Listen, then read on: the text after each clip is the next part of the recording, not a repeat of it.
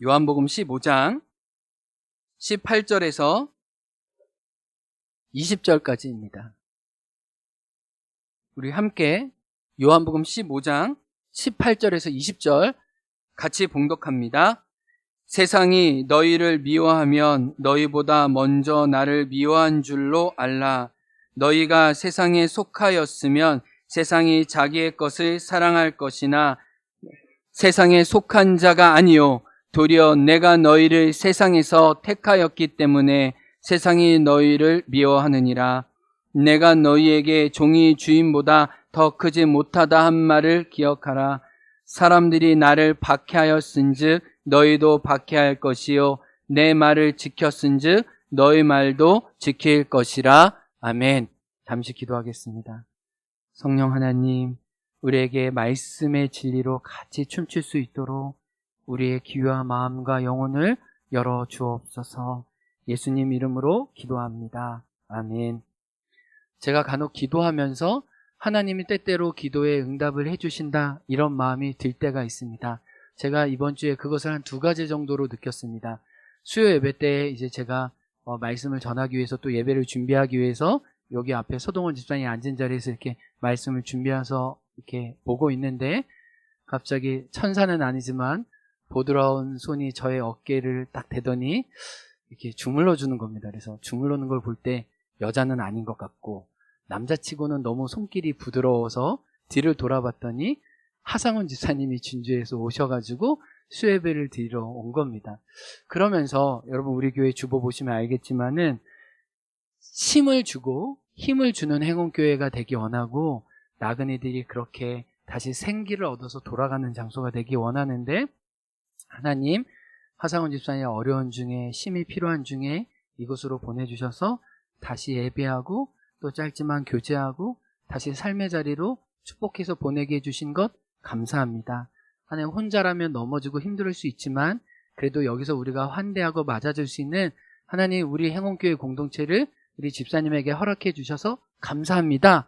하상훈 집사님이 얼만큼 행복해 하실지 모르겠지만 오시는 행운교회 우리 하상훈 집사님 통해서 저도 큰 선물을 받았다 이 생각이 들었어요. 그리고 지난주에 장로님들과 어떤 얘기를 했냐면 제 마음에 작년에 행운교회 70주년 그 예배 드리면서 행운교회에 묻어져 있는 과거의 아름다운 은혜들과 흔적들이 너무 많다는 걸 알고 그분의 이야기를 꼭 제가 다시 모으고 싶었어요. 그분의 이야기를 진해 잡아서 진해 팔아서 헌금 갖다 바친 이야기 뭐 이런 이야기들은 정말 막 역사 속에 기록하고 싶고 우리가 잊지 않았으면 좋겠다 이런 마음이 들어서 제가 봄이 되면서 흩어져 있는 행운교회 출신 분들 우리 그분들 소환해서 좀 옛날 이야기 좀 들어보고 그분들이 어떻게 주님을 지금 따라가고 있는지 서로 독려하면서 함께 가면 좋겠다라는 마음이 제 안에 계속 있었어요. 근데 우리 장로님들 그런 마음이 충분히 있으셨고 그래서 기쁜 마음으로 우리가 아직 작지만 거대한 홈커밍 데이는 아니지만 4월 11일 날 오후 5시에 그분들과 함께 행운교회 동창 모임으로 그분들과 함께 모이려고요. 근데 제가 어제 그 몇몇 분들과 통화하면서 우리 장로님들도 기억하시는데 우리 행운교회가 지금 네 사무소 옆에 말고 바닷가 끝쪽에 거기에 교회가 있었거든요. 그때 어릴 때부터 교회 다니셨던 그 새벽 종소리 들으면서 하루 일과를 시작해 주셨던 그 옛날 이야기를 들으면서 이분들을 다시 불러 모아서 그 영적인 자원을 우리가 모아야겠다라는 생각이 들었어요. 근데 다만 우리가 좋자구만 그분들을 모으는 거는 아니에요. 이유가 있어요. 그때 보면 행운교회 이 지역에 예수님을 많이 믿고 따르겠다고 결심했던 친구들도 많이 있거든요. 근데 그 중에 몇 명은 세상으로, 몇 명은 실족해서 또 신앙생활 안 하는 분도 있고 멈춰있는 분도 있어요.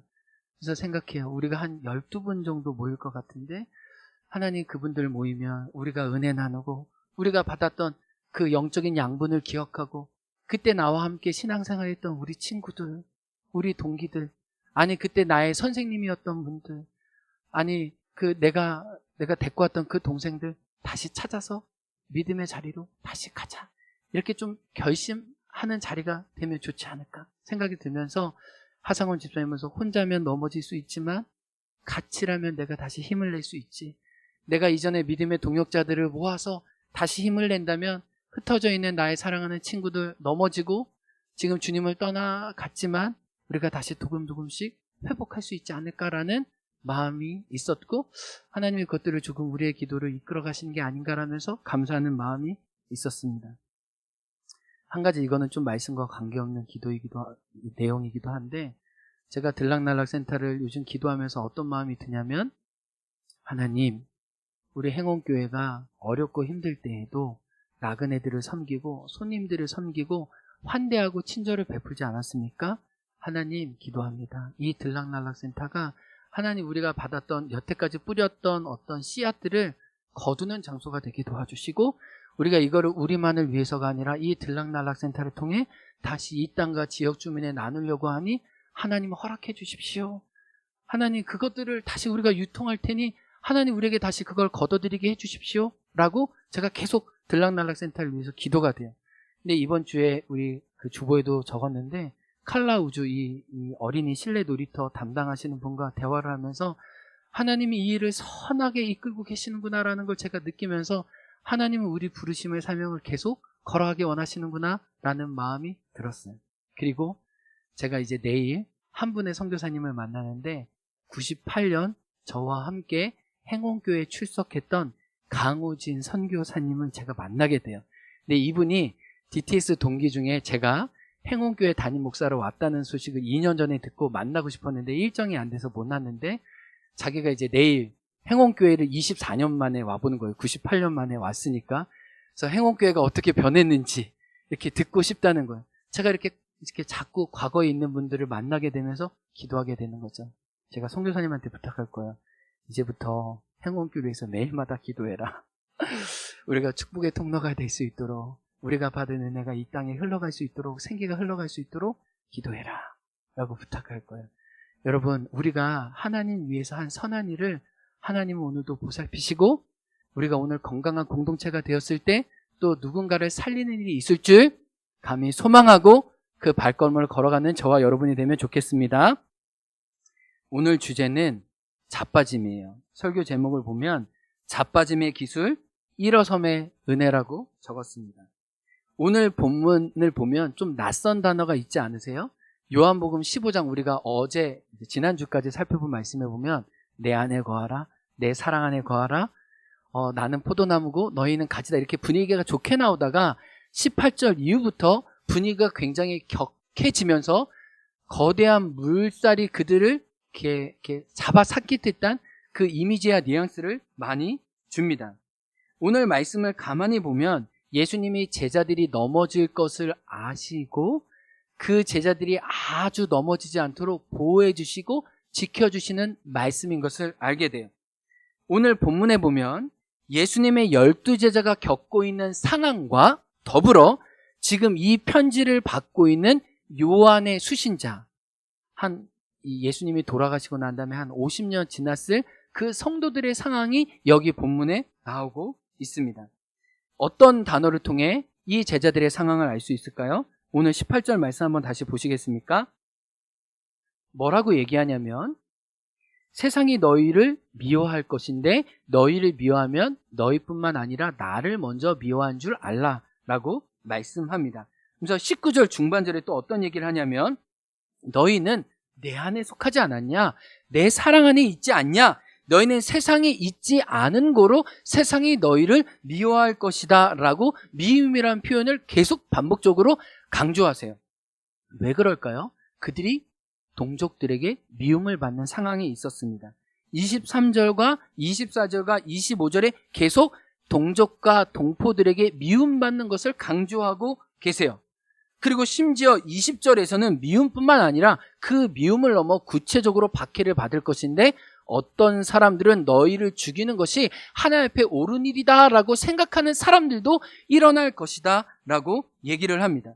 그래서 성경책 있는 분들은 요한복음 16장 2절을 보시면 지금 이 편지를 받고 있는 수신자, AD 한 80년경에서 한 90년경에 살고 있는 이 유대 그리스도인들의 상황이 나오는데, 그들의 동족들에게 출교를 당하고 죽임과 박해를 당하는 심각한 상황에 놓여 있다는 것을 오늘 본문을 통해 알게 돼요.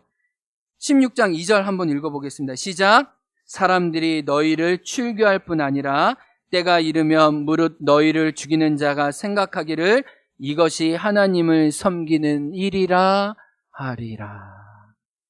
출교라는 단어는 완전히 그들을 사회부터 끊어내는 일인데 그게 아직 예수님의 제자 당시에는 일어나지 않았어요. 예수님은 그것을 예고할 뿐이에요. 근데 그 일이 시간이 한 50년 지나고 난 다음에 지금 요한의 공동체와 교회 성도들에게 그런 일이 있었다는 거예요. 그런데 약간 어렵지만 제가 역사적인 배경을 잠깐 설명해 드릴게요. 오늘 본문에 미워한다, 박해한다, 출교한다는 실제로 유대 그리스도인들이 다 당했던 일입니다. 특별히 AD 70년이 결정적인 사건이 있었어요.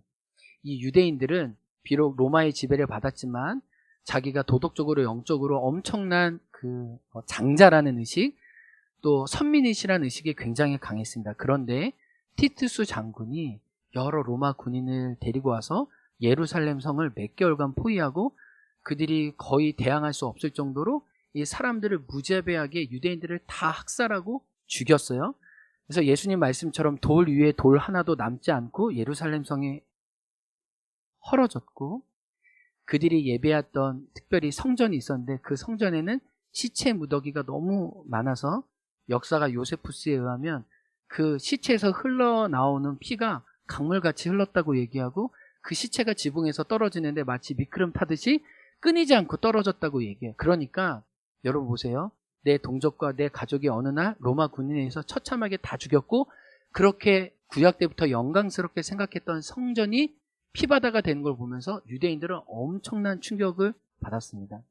제가 이번 주에 김석구 장로님과 식사를 했는데 미국에 계셨을 때 그 9.11 사태가 있었을 때 그때 계셨잖아요. 그때 이후로 미국 분위기가 너무 안 좋아지고 경제적인 사건도 너무 어려웠다는 거예요.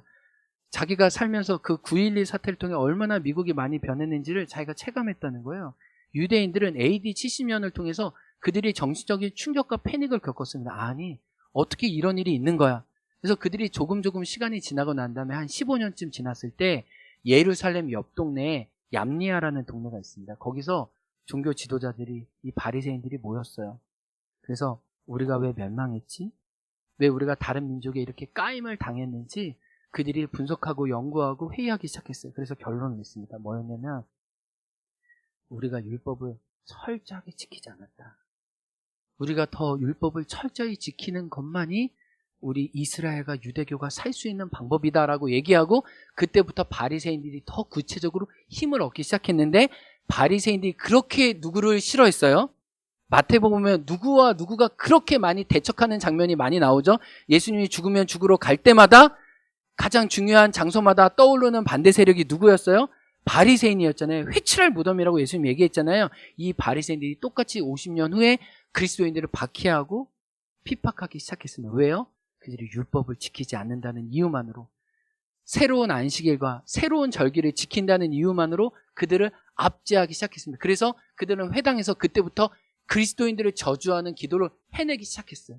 그 전까지는 회당도 모이고 그리스도의 모임도 따로 있었거든요. 그렇게 분리된 게 아니었어요. 그런데 이 시점을 기점으로 해서 이 출교가 일어나기 시작한 거예요. 왜요? 예배 시간마다 회당에서 그리스도인들을 저주하니까. 그리고 저주한 그들을 쫓았고 그들의 자녀에게 더 이상 회당에서 유대인 교육을 받지 못하도록 지금으로 말하면 학교 교육을 끊었어요. 그리고 그 부모들에게는 경제권을 주지 않았어요. 그래서 요한계시록에 보면 그 예수 믿는 사람들에게 경제권을 허락해 주지 않는 내용이 나오잖아요. 그게 오늘 이 요한복음을 읽는 공동체에도 똑같이 있었다는 거예요. 그러니까 여러분, 우리가 이 말씀을 받았던 처음 수신자들의 마음으로 돌아간다면 우리도 굉장히 갈등하고 고민했을 거예요. 아니, 어떻게 보면 우리도 이 말씀이 아니면 우리도 실족하고 넘어질 정도로 굉장히 약해져 있을지 모릅니다. 그러니까 오늘 이 말씀을 통해 우리가 우리 자신을 어떻게 비춰볼 수 있냐면, 우리도 신앙생활과 우리 삶을 잘 영위하는 것 같지만 뜻하지 않은 건강의 문제, 재정의 문제, 관계의 문제, 진로의 문제, 자녀의 문제들이 나타날 때 내가 원했던 길이 아니고 다른 상황에 받쳐올 때 실은 내가 어디에 속해 있는지, 어디 안에 있었는지, 나에게 영향력을 미치는 것이 무엇인지 결정하고 설득해야 되는 일이 우리에게 있겠다는 거예요. 왜요? 이 AD 85년에 이 성경을 받았던 요한의 제자들이 그리스도 안에 있을 것인지, 내가 유대교로 돌아가는지 선택해야 했던 것처럼 우리는 이 상황은 아니지만 우리 인생에 뜻하지 않은 어려운 일이 있을 때 결국 우리는 어느 편에 있는지 선택해야 될 거라는 거예요. 잠시 편하게 들어주시면 돼요. 이제 저희 셋째가 이제 유라가 6살이잖아요. 유라가 지금도 이제 저희들이랑 같이 자는데 저희가 이제 침대가 3명이 자기에는 제가 너무 살이 쪄가지고 이제 사이즈가 안 돼가지고 이제 저는 밑바닥에서 이제 매트 깔면서 자는데 이제 저녁 잘 때 되면은 행복한 시간이 옵니다. 어떤 행복한 시간이냐면 유라가 이제 안방에 들어와가지고 누구랑 자지 막 이렇게 하면은 저희가 아내와 저가 저요 나요 막 이렇게 선택해 달라고 간택을 받고 싶어가지고 막 이렇게 해요. 그 유라가 고민하다가 대부분 저를 많이 선택하고 제가 좀 너무 피곤할 때는 엄마를 선택하라고 막 이렇게 얘기해요. 그리고 약간 분위기를 돋구기 위해서 예린이도 언니 이렇게 얘기합니다. 근데 이 유라가 선택하는 걸 보면 유라가 선택하는 기준이 있어요. 그게 뭐냐면 평소에 얼마나 자기에게 공을 많이 들여줬는지, 얼마나 자기에게 진지하게 사랑과 마음을 표현해 줬는지에 따라 그날은 엄마인지 아빠인지 아는 거예요. 그리고 엄마 아빠도 시원찮다 막 혼내고 막 한다 그러면 언니 방으로 갑니다. 언니 방으로 가요. 그러니까 결국은 우리 인생에 가만히 보면은 내가 평소에는 문제 없는 것 같다가 어떤 위기나 어떤 고난이 있을 때 내가 선택하는 경향을 보면 내 마음의 중심과 내 마음의 뿌리가 어디에 있는지를 결국 알게 되는 거예요. 오늘 제자들도 유대인 공동체도 우리 삶도 이 같은 처지에 있었다는 거예요. 그래서 오늘 말씀을 통해 우리가 첫 번째 기억해야 할 것은 그 반대와 어려움 중에 나도 충분히 자빠질 수 있다는 거예요. 따라해 보겠습니다. 인생의 여정 중 나도 충분히 자빠질 수 있다. 그래서 성경에 보면 참 재미있는 게 나옵니다. 자기가 믿음에 흔들리지 않는다, 나는 견고한 사람이다 생각하는 사람은요, 일단 막 때리고 흔들어요. 그리고 막 흔들리고 약해져 있는 사람은 단단히 붙잡아집니다. 그 예를 한번 보여드릴게요. 고린도전서 9장 27절인데요. 고린도 교인들은요, 자기가 믿음에 대단한 사람들이라고 알았어요. 그들은 이미 구원의 완성이 이른 것처럼 완전히 막 목에 힘이 가득 들어가가지고 막 예배 시간에도 막 서로 자기 잘난 체 했어요. 근데 사도 바울을 통해 하나님이 그들에게 뭐라고 얘기하세요? 한번 읽어볼게요. 시작. 내가 내 몸을 쳐서 복종하게 함은 내가 남에게 전파한 후에 자신이 도리어 버림을 당할까 두려워함이라. 사도 바울이 자기 얘기를 하면서 나도 다 이루었다고 생각하지 않아. 나도 내 몸을 날마다 복종하지 않으면, 오늘 요한복음 표현으로 보면 내가 날마다 주님 안에 현재형으로 거하지 않으면 나도 언제 뒤로 자빠질지 몰라. 그래서 나도 조심하고 있거든. 근데 너희는 이렇게 자만할 거야? 너는 이렇게 목이 곧은 태로 있을 거야? 조심해. 어느 순간에 훅 갈 수 있어. 그리고 10장 12절에 그들을 꼬집어서 이렇게 얘기합니다. 한번 읽어보겠습니다. 시작. 그런즉 선줄로 너희가 스스로 섰다고 생각하지 아니야. 넘어질까 경계하고 조심하지 않으면 너희 한순간이야. 여러분, 요한복음 13장, 14장, 15장, 16장 이 4절에 걸쳐서 왜 예수님이 긴 고별사를 말씀하세요? 너희가 실족하고 넘어질 건데 다시 일어날 수 있도록 예수님이 자꾸 안전장치를 마련해 주세요. 지금 예수님의 제자들에게 말씀하십니다. 너희가 나를 떠날 거야. 너희가 나를 죽일 거야. 그리고 이렇게 잔을 주면서 가룟 유다, 너 나 팔 거지? 라고 해요. 근데 제자들은 그 말을 듣고도 정신을 못 차렸어요. 그리고 가룟 유다가 나가거든요. 근데 가룟 유다가 뭐 다른 일 보러 나가는 줄 알아요. 예수님 분명히 말씀하셨어. 너가 나 팔 거야. 너가 나 실족하고 배반할 거야. 너 지금이라도 돌이켜라고 말씀하셨음에도 불구하고 그 말을 누구도 제대로 듣지 않았습니다. 요한복음 16장 22절에 보면 예수님이 이제 이 겟세마네 동산에 바로 가기 전에 어떤 얘기를 하셨냐면은 너희가 다 나를 떠나리라. 16장 22절. 보라, 너희가 다 각각 제 곳으로 흩어지고 나를 혼자 둘 때가 왔는데 그때가 언제래요? 지금이다. 벌써 왔다.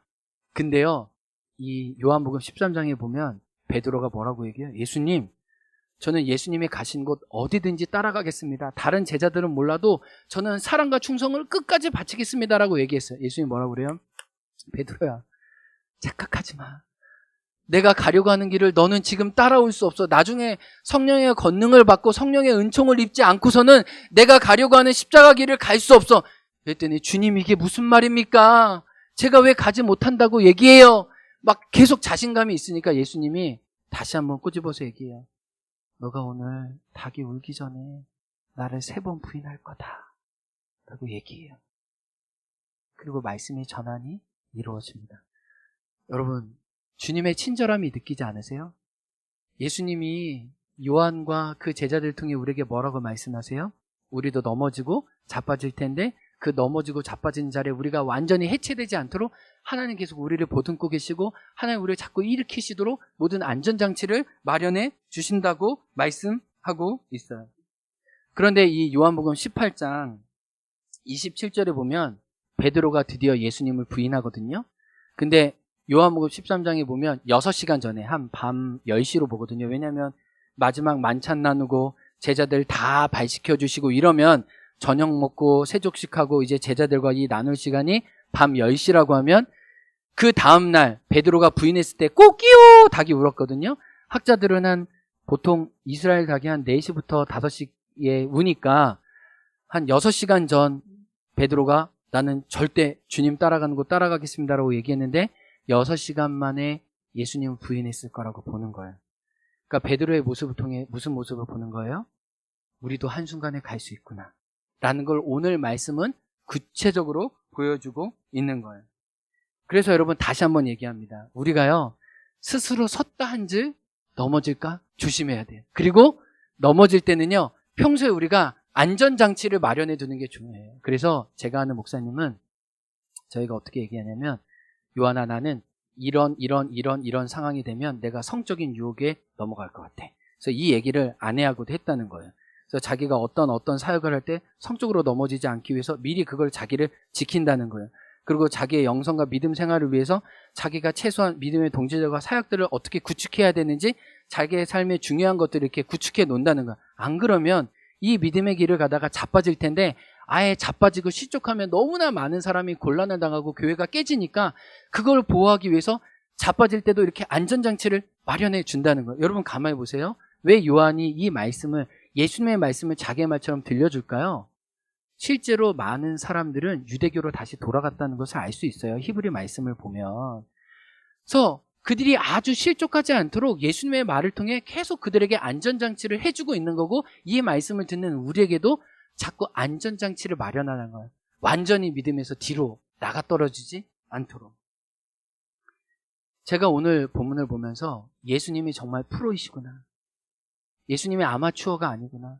우리 인생의 이 믿음의 여정을 아시는구나 라는 생각이 들었어요. 편하게 한번 들어주세요. 제가 주일날 이제 그 주중에 목양실에서 이제 말씀 준비하고 근무를 하면은 우리 오후 시간에 구자중앙초등학교 유치원 근무 마치시는 장현주 권사님이 미래의 고준영을 꿈꾸면서 열심히 지금 막 반주하고 계세요. 막 은혜야 아니면 막 여러 곡들을 지금 다 연주하고 계시거든요. 제가 너무 감사해요. 그 어느 때 보면 준영이가 와서 이제 다 레슨을 이렇게 해주고 있어요. 근데 악기를 배우는 거, 그 스포츠를 배우는 것도 진짜 그 대가들, 진짜 전문가들은 한 가지 기술이 있다는 걸 알았어요. 그들이 재미만을 알려주잖아요. 처음에는 잠깐 재미를 맛보게 해주지만 이 재미가 계속되지 않는다는 걸 알려주고 반드시 넘어지고 슬럼프가 오고 위기가 오고 실력이 늘지 않는 때가 올 거고 퇴보하는 것 같은 느낌이 올 거라는 걸 반드시 얘기해 준다는 거예요. 그래서 그 상황이 왔을 때 그것을 넘어갈 수 있도록, 그러니까 예수님이 지금 제자들에게 하시는 것과 같은 똑같은 일을 한다는 거예요. 저희 아내가 그 스키장을 한 번인가 두 번인가 가봤다고 그러더라고요. 근데 이제 둘째 오빠가 데리고 갔는데 이제 둘째 오빠는 이제 스키를 잘 타고 자기는 한 번도 못 타봤는데 오빠가 타는 거를 찔끔 가르쳐주고 이렇게 타면 된다고 하고 본인은 상급 코스로 가고 본인은 이제 중급 코스에서 내려오는데 타는 것도 제대로 못 타는데 이게 내려가면 속도가 빠르잖아요. 그러니까 자기가 이렇게 죽을 것 같으니까 넘어진 거예요. 근데 이 둘째 오빠가 안 해준 게 뭐냐면 넘어진 걸 안 가르쳐 준 거예요. 자빠진 걸 안 가르쳐 주는. 그래서 저희 아내가 아주 흑역사처럼 얘기하면 나 그때 죽을 뻔했어. 내려왔는데 온몸에 멍이 다 들었어. 그러니까 결국은 우리가 스키를 배울 때도 뭐가 배워야 되냐면 잘 타는 것 못지않게 잘 넘어지는 거예요. 제자들 보세요. 우리들 보세요. 지금 힘이 확 들어갔죠? 지금 이 제자들은 예루살렘의 영광, 사람들의 영광을 다 받았어요. 귀신도 쫓아냈어요. 오병이어 기적도 했어요. 사람들이 이제 거대한 왕국을 이룰 거라 생각했어요. 힘이 확 들어갔어요. 그래서 예수님이 배신하고 나를 떠날 것이라 아무도 듣지 않았어요. 그러다 갑자기 실족한 거예요. 이들이 일어날 수 있었던 이유는 뭐예요? 예수님이 자꾸 예방제를 발라주신 거예요. 오늘 말씀한 거예요. 저와 여러분, 우리도 언제든지 넘어질 수 있는데 그 예방제, 안전장치를 계속해서 구축하라는 거예요. 그래서 지난주 말씀처럼 오늘 기도처럼 우리는 끊임없이 우리의 나약함을 인식하고 어린아이처럼 가는 거예요. 왜요? 하나님 나라가 어린아이 같은 자들에게 허락했는데 어린아이는 누구예요? 자기 약함을 알고 주님요 내 손을 꼭 붙잡아 주옵소서라고 기도하는 그 약함만이 우리를 넘어져도 덜 넘어지게 하는 거예요. 힘을 꽉 준 순간 간다는 거예요. 제가 들은 이야기인데 너무 저에게도 해당되는 말씀이어서 여러분과 꼭 나누고 싶었어요. 목사님이 미국에서 공부 10년 동안 박사 학위 마치시고 이제 제주에 오셨다는 거예요. 이제 제주교회 부임해가지고 이제 승승장구하는 일만 남았다. 내가 10년간 선교학을 공부한 건 제주도 선교를 위해서 하나님이 보내주신 일이 아니겠느냐라고 생각하고 자기의 목회 이력과 경력을 보니 제주도 선교를 위해서 마땅히 잘 준비됐다고 생각하고 이제 자신감으로 왔다는 거예요. 그리고 이제 막 사람들에게 막 선교에 대해서 나오고 이제 어떻게 하나님이 제주도의 붕을 일으키신지 막 뜨거운 마음으로 막 성도님들에게 나눠서 그때 이 교회 마지막 찬양이 물이 바다 덮음같이 벌써 자기가 매일마다 교회에게 이 사람들이 돌아오는 꿈을 막 예수님께로 돌아오는 교회가 막 예배당이 막 가득 찬 꿈을 막 꾸면서 막 설레면서 막 부흥 찬양을 계속 불렀다는 거예요. 그렇게 1년 지나고 2년 지나고 3년 지나고 4년 지나고 5년 지났는데 처음 자기가 생각했던 목회처럼 그렇게 교회가 또 이게 뜻대로 안 되는 걸 고백한 거예요. 그래서 점점 힘이 빠지고 점점 이게 왜 내 생각대로 왜 내 경륜과 내가 배운 대로 왜 이렇게 안 되는 거지? 라고 생각하면서 어느 순간 자기가 교회 찬양 선곡을 하는데 찬양 선곡이 이렇게 바뀌어지더래요. 뭐로 바뀌어졌을까요? 남영 간사님. 물이 바다 덮음같이 에서 뭐로 바뀌어졌냐. 5년 차에 이런 고백을 했답니다. 아시는 분 같이 따라해 주세요. 주여 우린 연약합니다. 음을 너무 높게 잡았네요. 네, 이 찬양을 불렀다는 거예요. 주여 우린 연약합니다.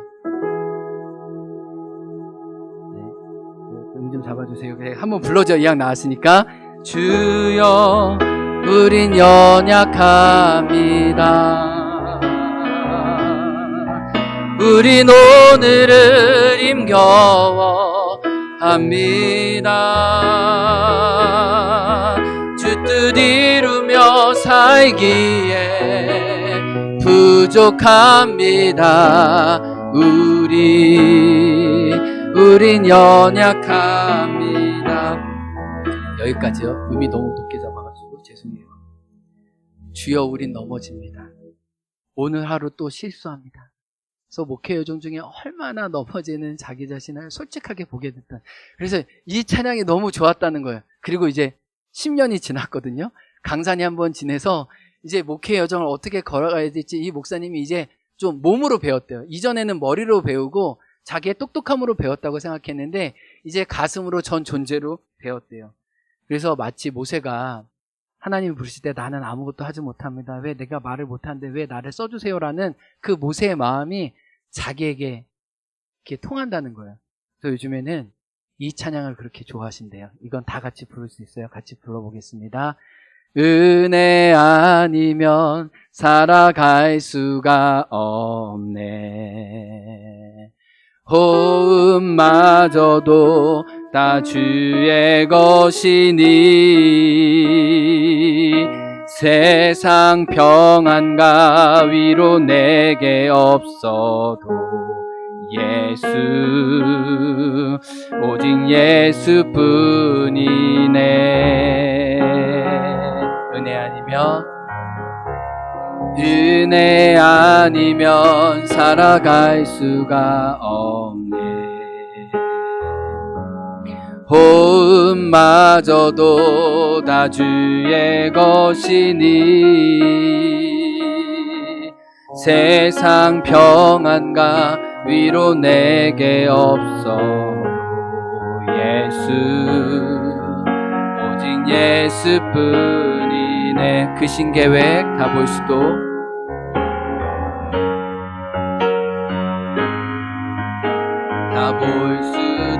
없고 작은 고난에 지쳐도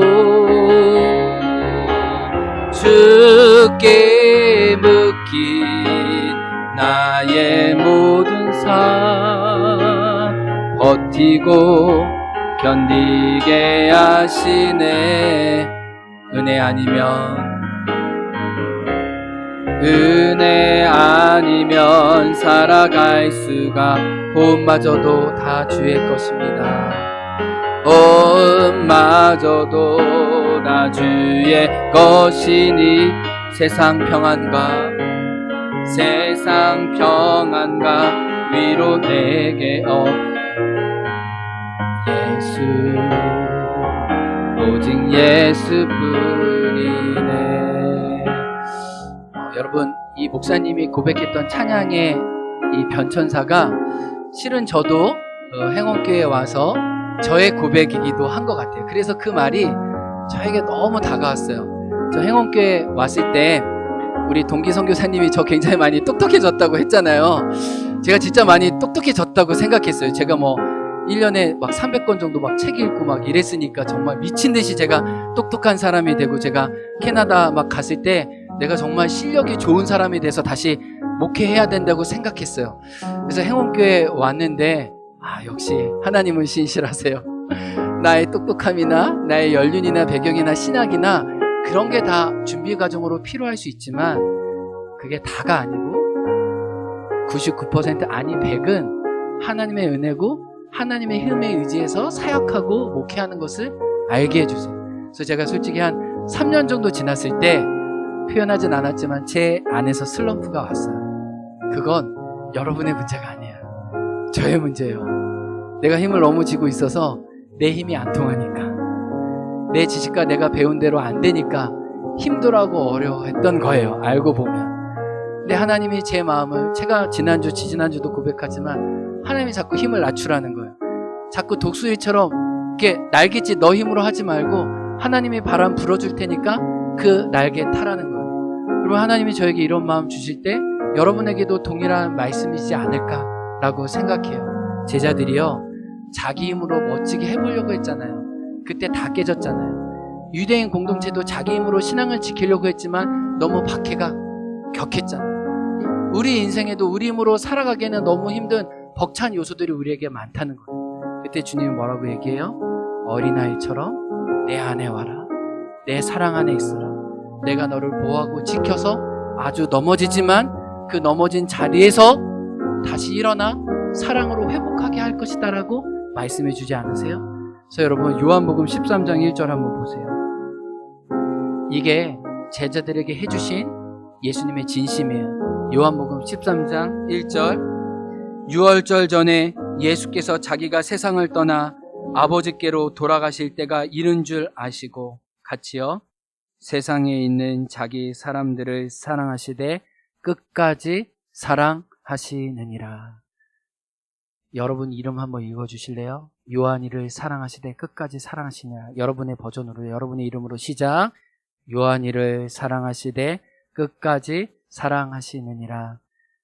이 사랑으로 베드로가 일어났고 사도 요한이 일어났고 마태가 일어났고, 이 사랑으로 AD 85년경 그리스도의 공동체가 일어났고, 이 사랑으로 2021년 3월 20일에 저와 여러분이 살아가는 게 아니겠어요?